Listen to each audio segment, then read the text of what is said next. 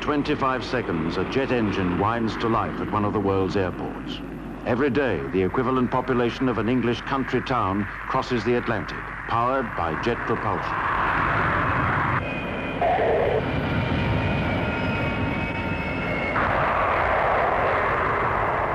The blast from a jet can bowl over a commuter train or flatten a garden wall at 100 yards. By the end of this year, another 70 million passengers will have taken off and landed in a jet.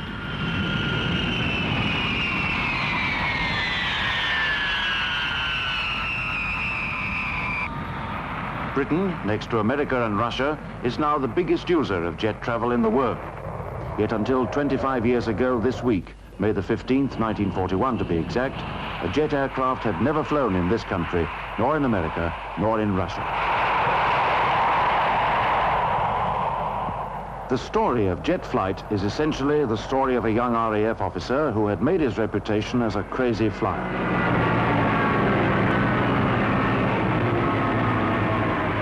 Hendon, 1932, the era of the air pageant and stunt flyers.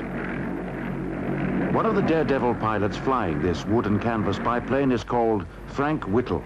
He is the man who later gave the world a new dimension, a discovery that was to place him alongside the great pioneers of flight.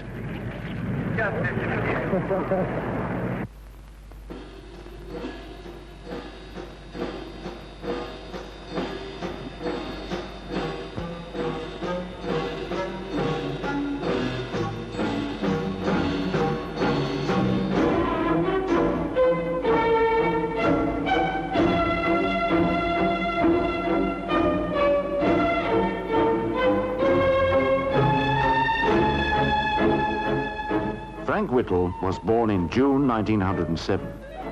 Born into a world captivated by the propeller, the entire industry was founded on wooden blades. Whittle's father, a gifted though unsuccessful engineer, carefully explained to his son the principles of powered flying, kindling his imagination and laying the first seeds of what was to germinate later. Whittle was to change the whole face of flying with his theory of jet propulsion.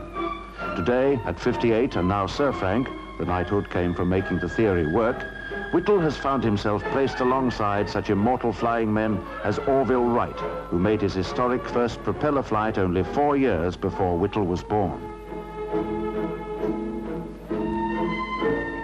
As a boy, Whittle's enthusiasm for flying was fired by reading books and watching the magnificent men in their flying machines passing overhead. There was Cody, the first man to fly in Britain. He became a national hero in October 1908 by traveling through the air a distance of 1,390 feet. There were others, all of whom took flying forward a step or two, but none was to make such an impact on flight as Frank Whittle and his jet engine. Well, this is the first flight engine, and that is the first aeroplane which had this engine as its power plant. This was the result of about 12 years of work, if one counts the theoretical work that I did before we started practical work in 1937. This was complete in April 1941 and was installed in that aeroplane, and it did its first flight on May the 15th. And it went through its scheduled 10 hours of flying without any incident whatever, which astonished everyone who was used to lots of things going wrong when prototype engines and airplanes flew.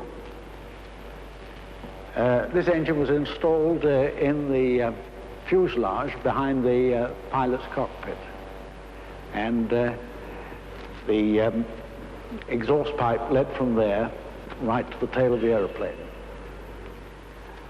The engine takes in its air here in the double intake of the compressor, and it's compressed into these pipes, which are known as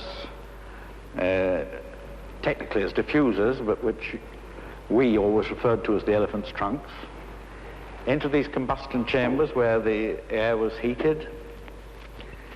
and then it exhausted through the turbine, driving the compressor, and then the balance of the energy in the hot air provided the propelling jet.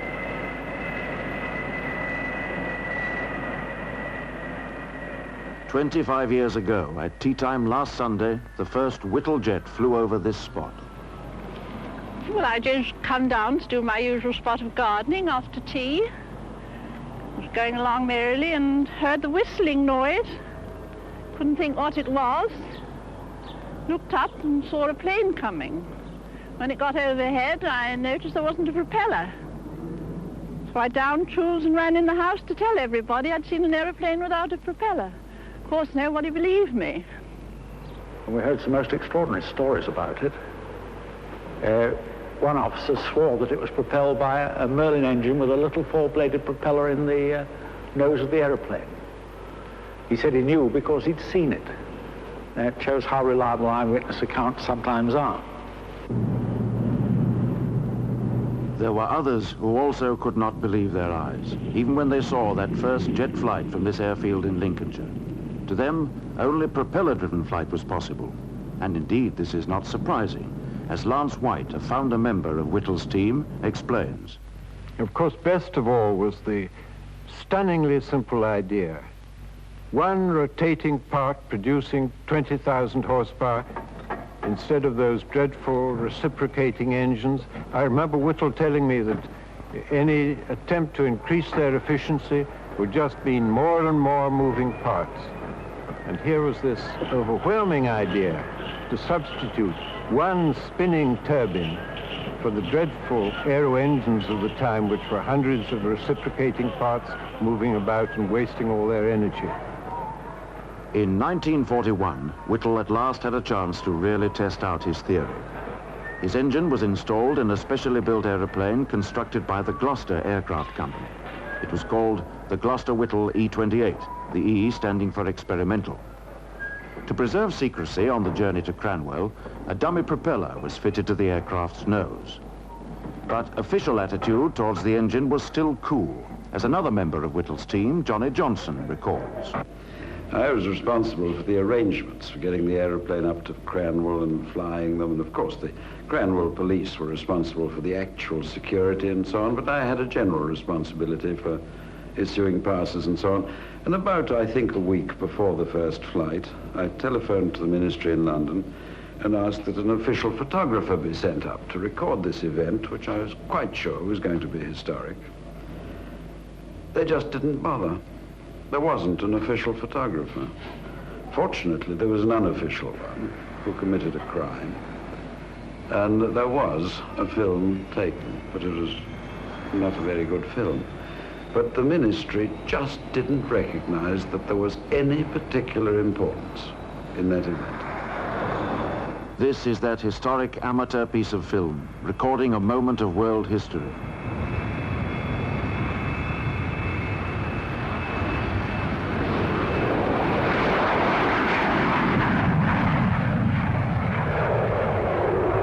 I was concrete and runaways, and I see an aeroplane come out the canvas hangars with no propeller.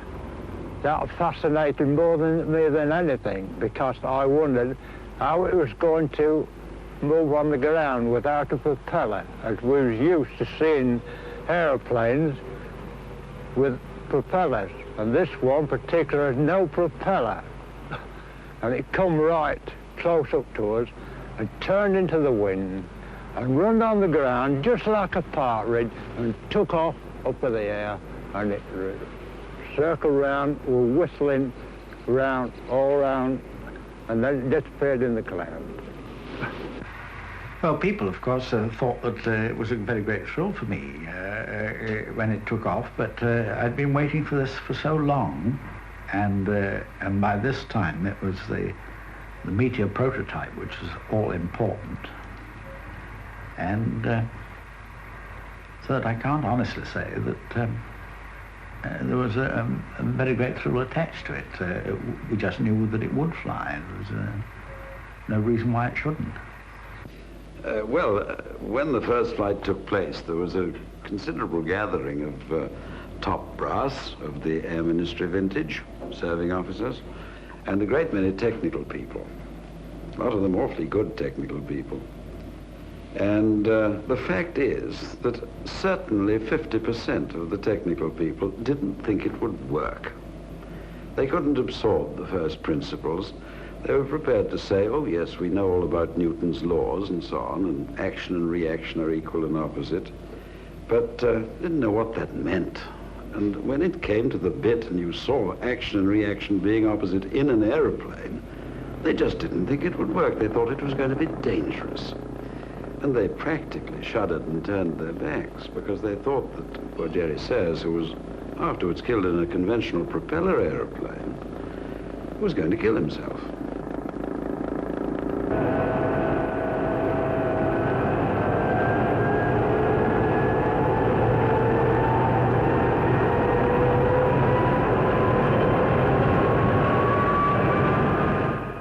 What was it like to fly a jet for the first time? The man who took over from Jerry Sayers and continued test flying Whittle's engine in the E-28 was Michael Daunt. Oh, just about as simple an airplane you can possibly find. The view forward is quite incredible because it had a sloping down nose, whereas most aircraft in the past, you peered darkly through a prop. Sometimes it come to a certain amount of oil on the windscreen, whereas the E-28, you had an absolutely beautiful, unblemished view of the countryside. Rather like Volkswagen, actually.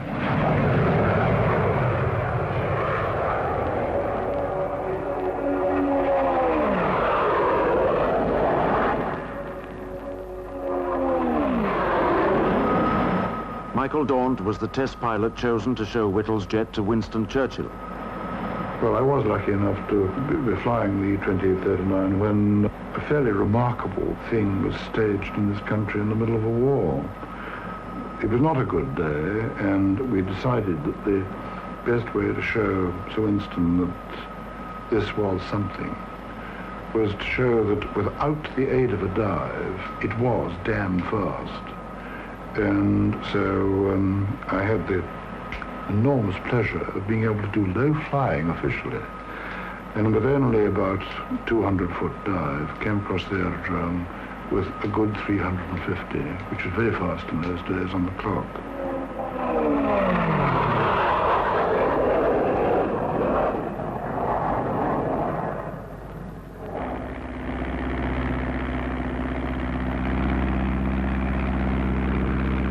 This is where it all began. This is where Whittle conceived his idea for jet propulsion.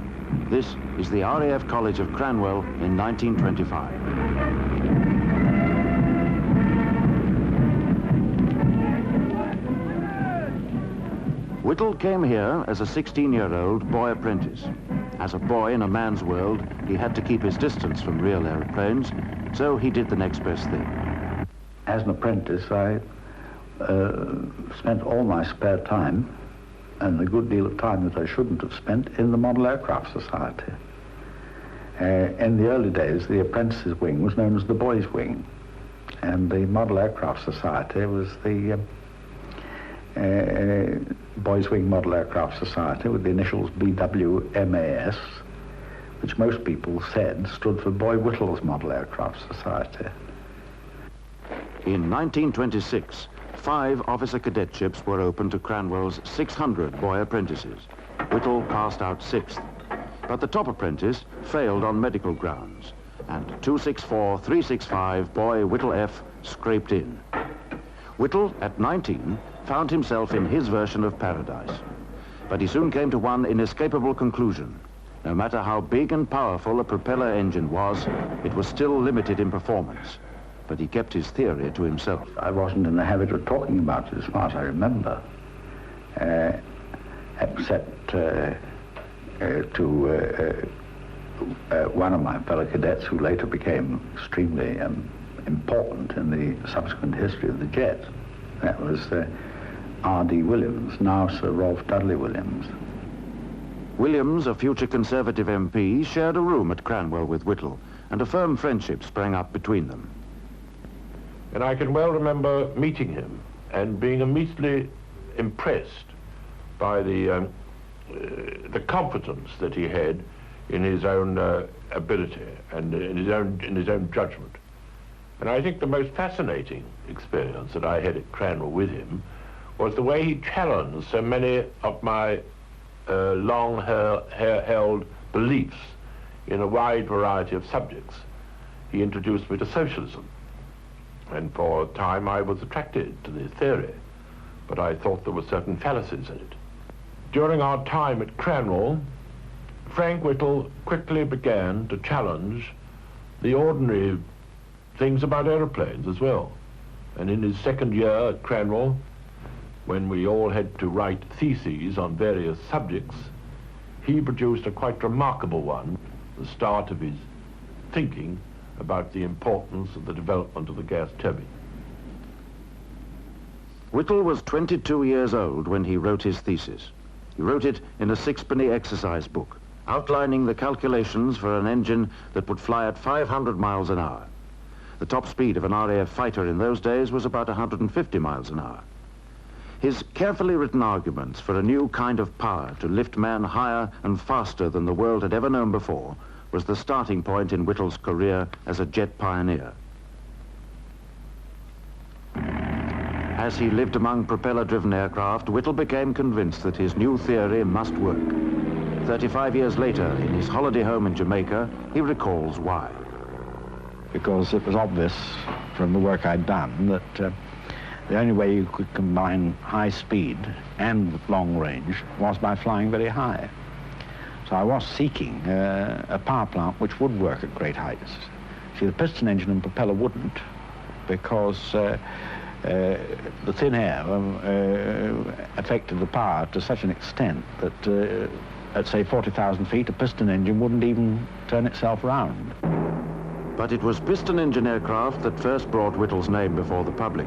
He became a regular stunt flyer at air pageants in the early 1930s. And when he wasn't aerobating in public, he was throwing himself around the sky for another reason, as Johnny Johnson remembers. Frank was an extremely good and exemplary test pilot of aeroplanes. I think I'm right in saying he did the first ditching trials, which were most hazardous trials to conduct. Deliberately ditching aeroplanes to see what happened. That sort of thing. He was certainly a very early pilot, maybe not the first, I don't know, in being catapulted off a deck. Deliberately crashing into the sea was demanding, dangerous work, especially as Whittle couldn't swim. And once, danger came before Whittle even reached the water. An officer called Kirk asked to go on a flight. A slow-motion camera watched the plane take off with its extra passenger, who wasn't strapped in. According to the film, he turned over and fell face down onto the tailplane. At that moment, I thought, in some mysterious way, there must have been someone on the catapult whom I'd removed. Then, when I became a little more collected, I took another look round, by which time Kirk had struggled round into a sitting position with his legs dangling over the leading edge of the tailplane, his right hand on the front of the fin, and when he saw me look round, he raised his left hand in an OK gesture. And the problem then was that right across my bows there was a German liner steaming, and it was touch and go whether I got down on the water before I flew into the side of the ship, because I couldn't turn. Anyway, we managed to touch down about 50 or 100 yards short of the German ship. And then we taxied back and were hooked back on board the Pegasus. Whittle had again demonstrated his flying skill. But 4 years had passed since he had first demonstrated another talent of being capable, on paper at least, of producing a new kind of power that would make prop flight obsolete. But industry wasn't interested. You might say there's a kind of intellectual opposition. People who were deciding policy had lived all their lives with piston engines. They knew all about piston engines. To them, the jet engine was something which was going to scrap all their accumulated knowledge. It was a completely new field. And also, I think they were strongly influenced by the fact that there seemed to be a belief that a serving officer, even though he was quite a highly trained engineer, couldn't be anything more than what I was referred to from time to time, a gifted amateur. Whittle, filled with youthful enthusiasm, had taken out a patent to protect his invention in 1930, but he couldn't afford to renew it on his 15 shillings a day pilot's pay, so it lapsed.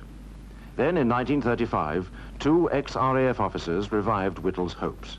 They were Collingwood Tinling and Dudley Williams, Whittle's old Cranwell roommate, who remembers the first visit they made to Whittle's home. He had a house in Trumpington Road called Blackamoor's, where we went to his ideas. He poked about at the back of a desk and suddenly produced the patent of this remarkable idea. And he said that if we liked to be his business agents, he would do the necessary technical stuff. So we went back to London, 2 young men, I was 26 at the time, and we proceeded to become company promoters, a subject that I knew nothing about. I knew nothing about company law. However, we got hold of solicitors, and eventually we met Mr. Bramson, who became equally enthusiastic about Whittle's ideas. And through him, we met Sir Maurice Bonham Carter and Mr. O.T. Falk of a firm called Falcon Partners. And also we met a man who was to play a great part in the development in the years to come, Lance White, who became the first chairman and managing director of the company. White was a city financial advisor. This is my diary for 1935.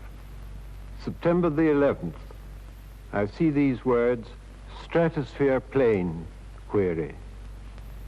That was one of the most exciting days of my life when I met Frank Whittle for the first time. But of course I hadn't got the £1 million which are necessary to develop a new aero engine. So at first I could only wonder what we were going to do. Whittle himself at that time was extraordinarily wise and cautious, because when he saw how excited I was getting at the prospect of helping him to put his ideas across, he said to me, I want any money that's raised to be based on the assumption that the odds are 50 to 1 against me. That showed to me that he was really a fundamentally serious, scientific mind, and he didn't want any emotional hullabaloo in connection with the money and background one was getting to get the thing going. But of course, at that time, Whittle had no backing from the Air Ministry. All they were ready to do was to lend him, to second him, as it were, as chief engineer to the company that we were forming, Power Jets Limited. We received very little encouragement. I think in the original agreement it was laid down that Frank Whittle was only to spend 6 hours on the project per week. I remember a high scientist at the Air Ministry saying when I was introduced to him as the man who had started up the project, he looked at me rather coldly and said, many men have broken their hearts with the gas turbine, and there's no reason, Mr. Williams, why you shouldn't break yours as well. I remember the first day I had an interview with the Director of Scientific Research. He said to me, White, this is the kind of thing for the city to waste their money with. We don't even know which way round the engine will go. No, it's a completely unknown region. In fact, up to March 1940, I believe over half the money on the project, spent on the project, had been provided from private sources. And it wasn't until that time, March 1940, that we began to make some real headway. Well, it was a month before the outbreak. In August 39, I rang up the DSR Air Ministry and said, I consider it my duty if war comes to go to the Midlands and help Whittle build up the company and get going really seriously. And he said, yes, that's right. And I said, and what about Whittle? And he said, well, you can be assured, we won't call him away back to service in the Air Force. He will stay with your company.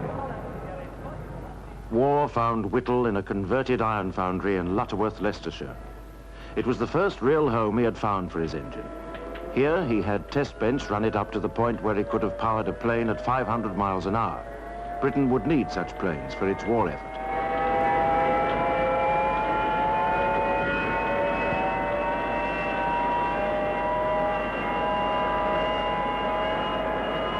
To Lutterworth came men who were often later to enhance their own reputation through the genius of that original Whittle engine. One of them was a young engineer who in 1939 was working on the Merlin engine for the Spitfire. Today, he is the designer of the supersonic engine for the Concorde. His name is Stanley Hooker. We thought of aeroplane engines in terms of horsepower. The Merlin was 1,000, 1,500 horsepower. Very powerful, one of the most powerful engines in the world at the time. And we all knew about horsepower, but we didn't know about thrust. And so it wasn't until I converted the thrust of Whittle engines, which was about 800 or 1,000 pounds at the time, into horsepower, and realized that here, this simple little gadget was giving as much power as the Merlin, the famous Merlin, you see. This shook me, and actually I think it shook Mr. Hives, who was then the general manager of Rolls-Royce. The acceptance by Rolls-Royce of Whittle's engine was decisive. Yet just 5 years before, the entire aircraft industry had rejected it. Rejected it in their wisdom because one thing was missing, and they were not willing to gamble the money to find it. As Whittle's fellow enthusiast Johnny Johnson recalls. The whole thing depended on good high-temperature steels. And it is true that at the time when Frank first cooked up his ideas, there wasn't a steel that would meet the requirement. But as he knew very well, and as his faithful disciples like myself knew very well, it only needed a little research work to produce those steels.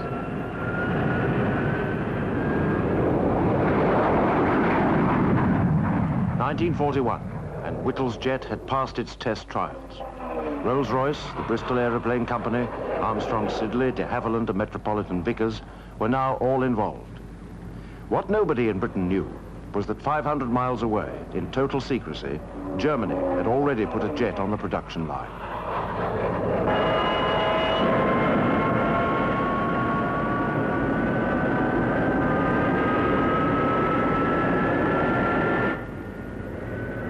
This is the Messerschmitt 262, the world's first operational jet fighter. It was more than 100 miles an hour faster than the best piston engine fighter. The engine was designed to use low-grade materials. Though easier to manufacture than the Whittle engine, the German one used more fuel and needed to be serviced far more frequently. In all, 5,000 engines were made for 1,400 Messerschmitt aircraft of the Luftwaffe. They proved the efficiency of the jet. This captured German film shows an attack on a squadron of 12 American bombers.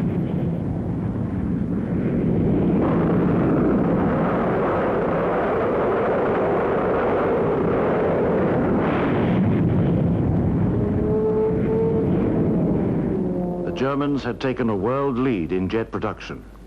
On August the 27th, 1939, they successfully test flew the world's first turbojet aircraft, the Heinkel 178.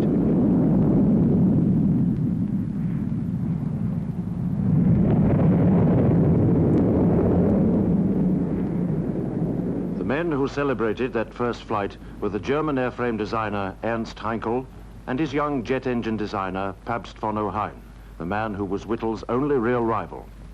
Until a few months ago, von Ohain and Whittle had never met. Well, it's a very great pleasure to meet you after all these years, Mr. von Ohain, and may I congratulate you most sincerely on receiving... Today, von Ohain is a top scientist with the American government, still working on jets. Whittle, who had suffered cruelly at the hands of officialdom, asked his old rival what had been the German attitude. For instance, our first flight was important to the German Air Ministry because now they could really strongly advocate and push the overall development with larger means forward. We were trying to get money from the Air Ministry and we couldn't get it. You couldn't get it, no. The intelligence reports that the British are now having turbojet airplanes in a sort of an experimental state around, I would say, I believe 1943. It became through the intelligence trickled through 1943, 1944, around that time. By then, the Germans had another jet-propelled weapon.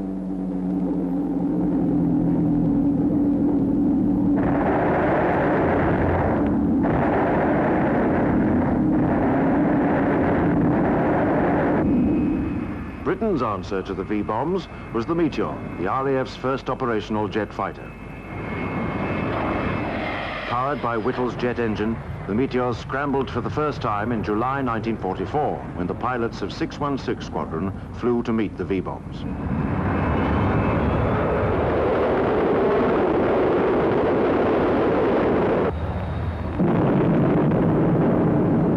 At 400 miles an hour, the Meteors caught the V-bombs in the only jet versus jet combats of the war.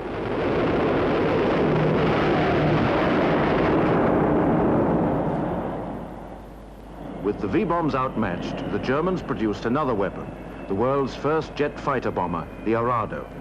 It had a ceiling of 25,000 feet and a speed of nearly 500 miles an hour.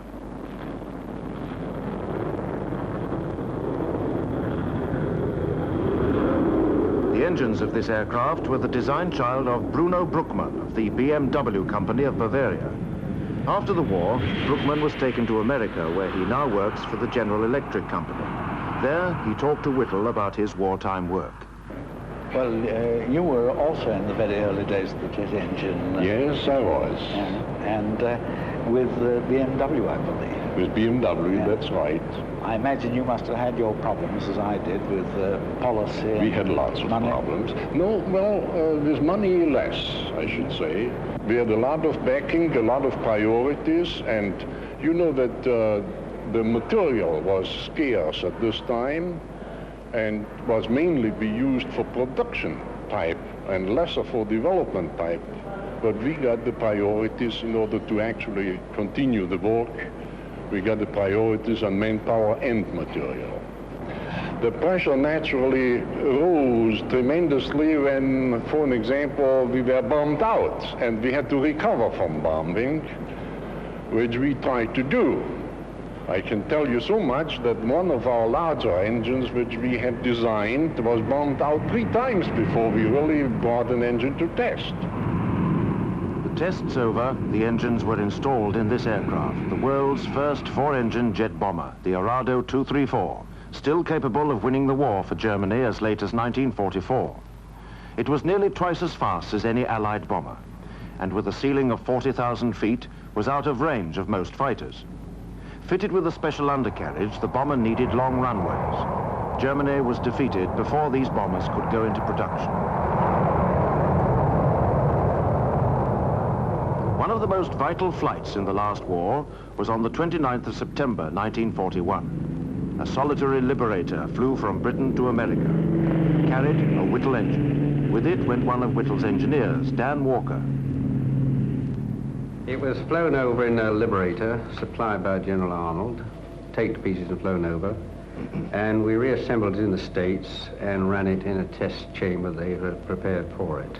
And until we pressed the button and showed this thing running, the Americans wouldn't believe it would work. The Americans built their first jet plane just 10 months after getting their first sight of Whittle's engine. They called the aircraft the Bell Air Comet. That Whittle engine, which cost about £15,000 to make, founded the American jet aircraft industry, which today is worth annually over £500 million. This is the flight that started it all for the Americans in October 1942.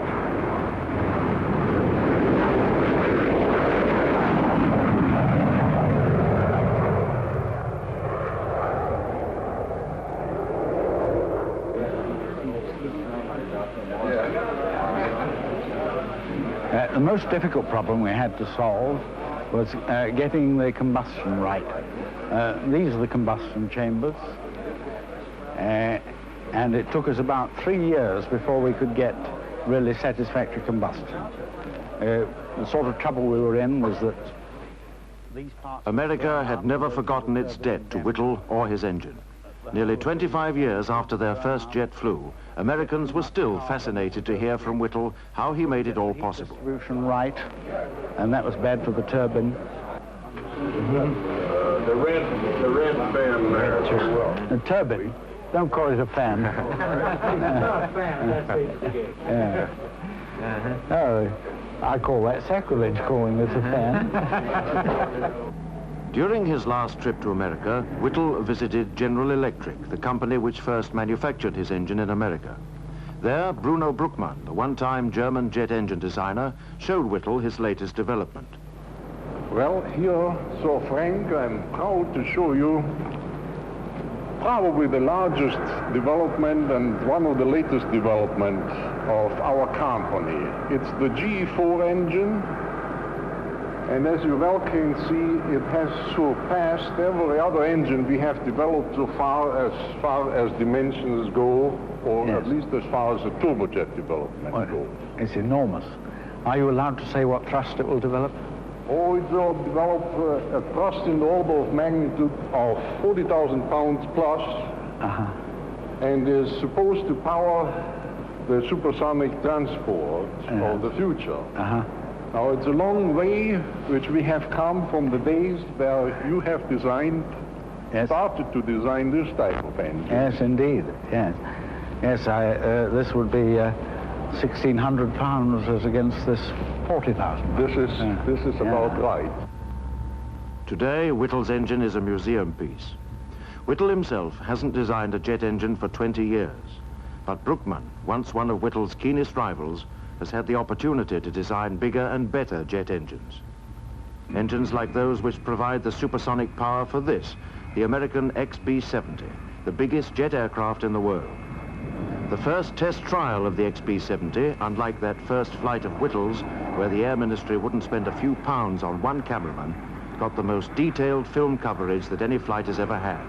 32 cameras filmed every moment.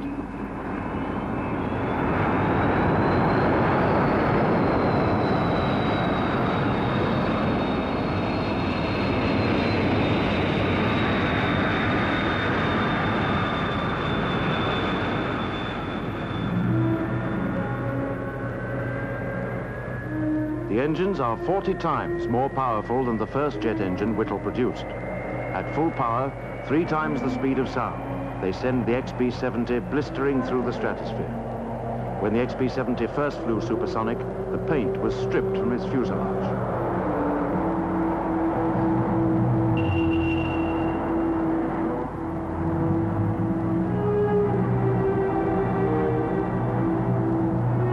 At the end of a flight, the XB-70 would have used over 50,000 gallons of fuel an hour. Weighing 250 tons, the aircraft took 9 years to build. But even before its successful test flights, the XB-70 was declared obsolete.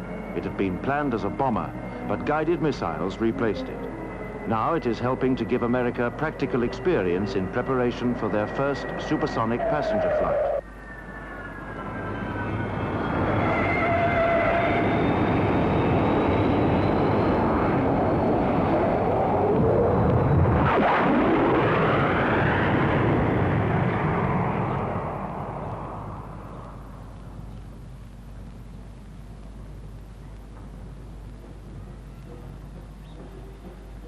This is the birthplace of the booming American jet industry, and the Russian one was born here. So was the English jet industry. This is where Sir Frank Whittle successfully tested his first jet engine at Lutterworth in Leicestershire. He had never been back here until the eve of the 25th anniversary of his first jet flight. All that now remains are the crumbling outer shells of his test houses. 25 years ago, this was one of the most secret places in Britain. Inside the test houses, Whittle's team worked round the clock, preparing the first engine for test. Today, the observation room, the nerve center of any test, is dank, empty, and silent. But it might have been different if Whittle's plan had been followed. He wanted the government to nationalize all the firms working on jet engines. Whittle, then a socialist, thought this was the correct course, for by 1944, the government had invested heavily in jet engine development. Whittle had a vision of a unified, nationalized industry, jet propelling Britain into a clear world lead, with power jets as the very center of that propelling force. The Stafford Cripps accepted the suggestion that power jets should be nationalized, but not the other firms. And to my horror, he just wished to turn power jets into a research and development organization for the benefit of the other firms, which wasn't at all what I wanted. So I began to fight quite hard against it, without success. The net result was that not only were we not allowed to produce engines as I'd hoped, but we were even deprived of the right to design them.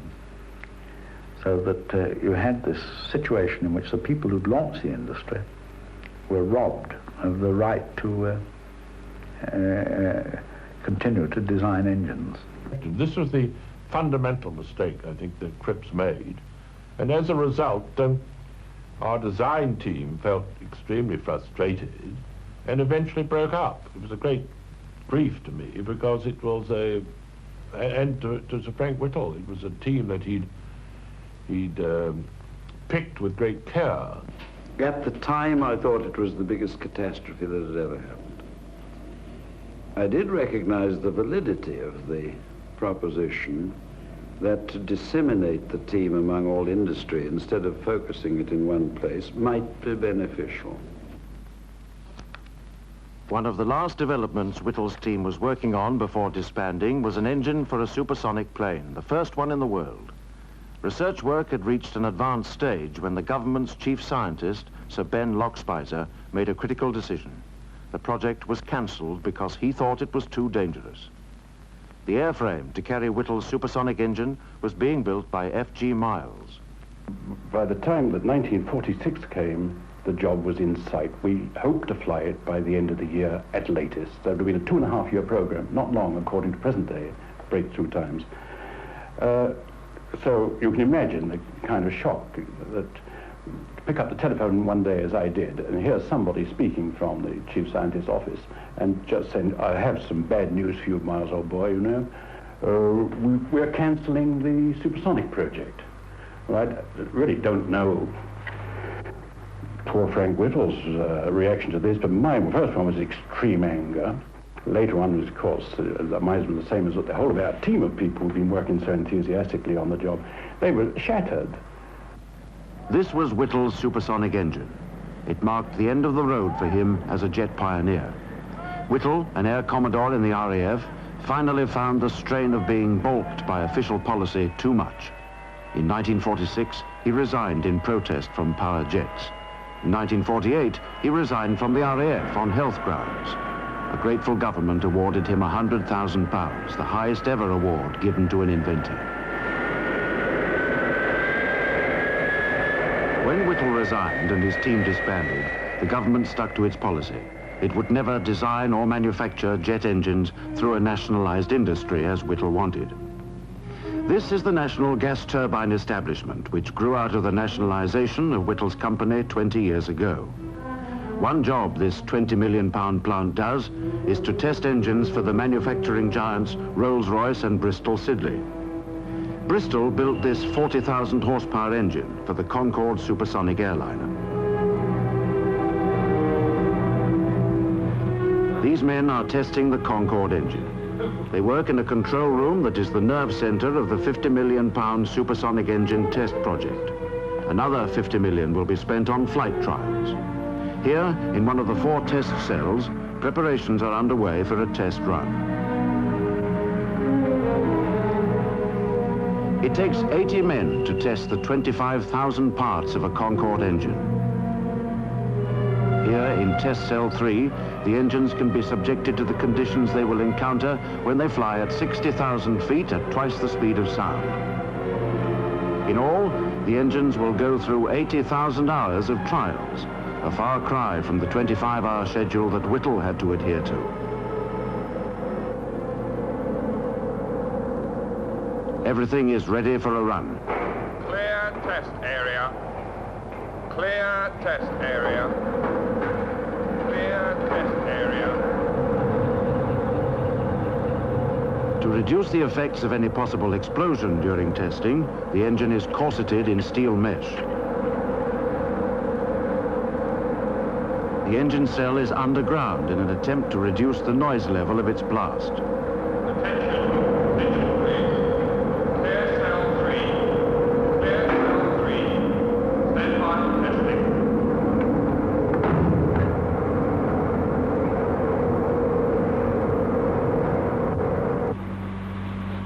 I'm just going to switch the SE for the benefit of our camera.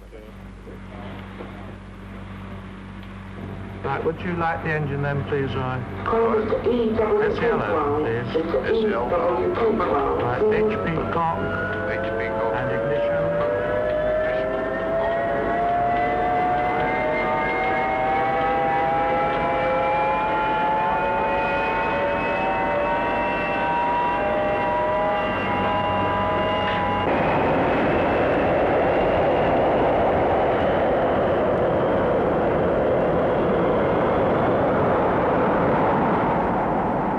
Engine, to fly later this year for the first time in a Vulcan flying test bed, was designed by Stanley Hooker, who learned all about jet propulsion from Whittle.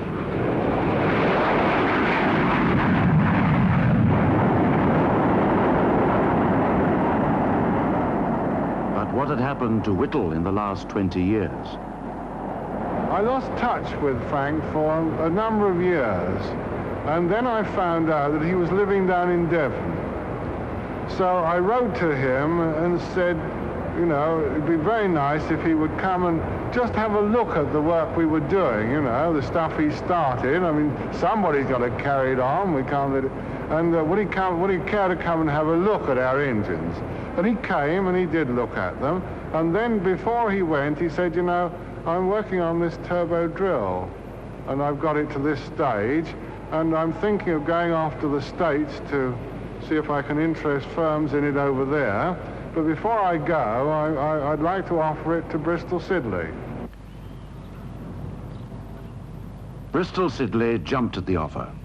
Hooker knew that Whittle would work best the way he had worked on his original jet engine research, with a small, hand-picked team. Have you done anything to get rid of the pressure drop across the seal yet?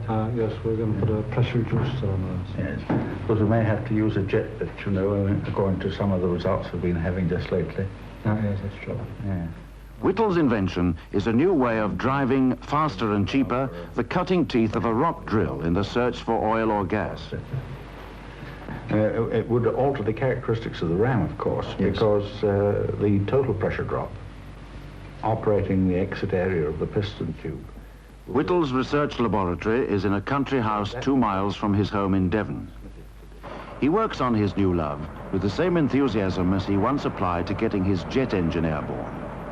It all began when he saw an oil rig. In the post-war years, after he had left the aircraft industry, Whittle paid a visit to the Middle East oil fields. He took a careful look and reckoned that he could improve those 30-year-old oil drilling techniques.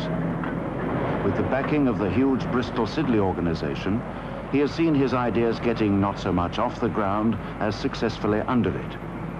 Bristol Siddeley have built Whittle an oil rig for him to carry out his final tests.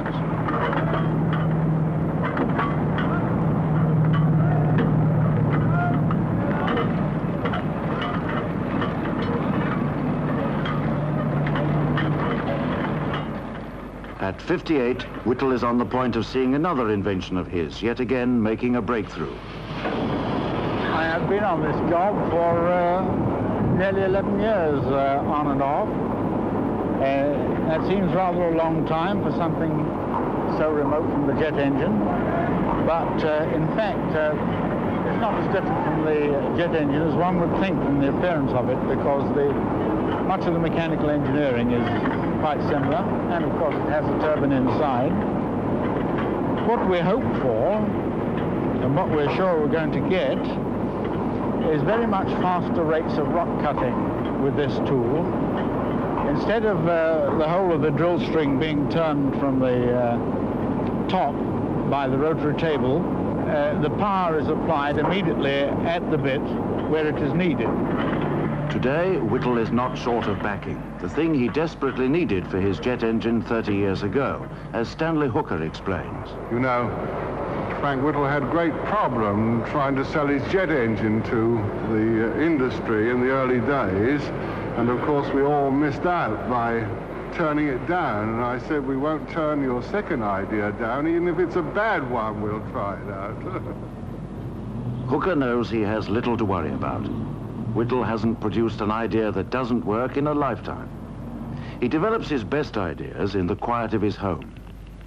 Typically, Whittle has only 2 mementos of a lifetime of achievement. Both stand proudly on his mantelpiece. The first one is a replica of the biplane he first piloted at Cranwell. The second is a model of the aeroplane which his genius saw change the face of flying. Whittle seems happiest working in this atmosphere, alone with his imagination and determination. People who have known Whittle a lifetime still admire his unique qualities. Lance White is one of them. This single-mindedness separates you from ordinary kinds of people. They don't understand you, and you don't understand them. And that, I think, really lay at the basis of a great deal of Whittle's struggle, that he was so determined, so concentrated, that really no other side of life mattered to him at all. This meant a great psychological gap between him and the other people around him. And perhaps only those who really, it's not exaggerated to say, who really loved him because of his genius, could be his true collaborators. In this anniversary year, Whittle flew again, co-pilot of a Meteor, the oldest jet aircraft still flying. It's the first time in 20 years he had handled the controls of a jet.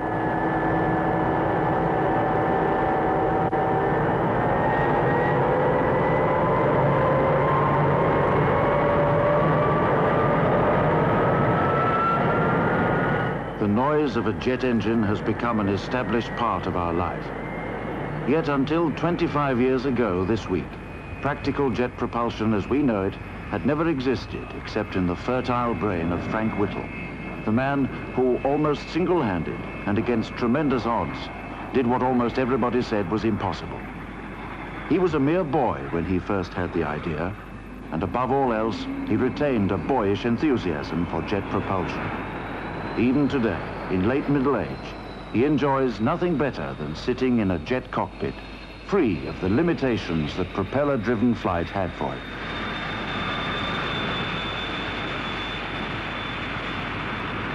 Exeter, 20, take off. Take off, sir, wind 270, 20 knots. 20, roger.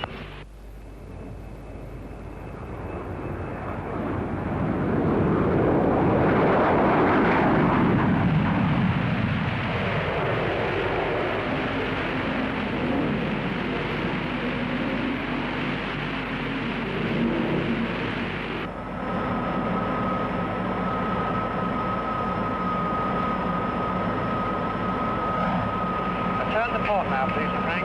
Right. All right, Sir Frank, it's all right. Would you like us just to steepen up our turn a little bit? Would you just give you the feel of it? Okay. I've got her.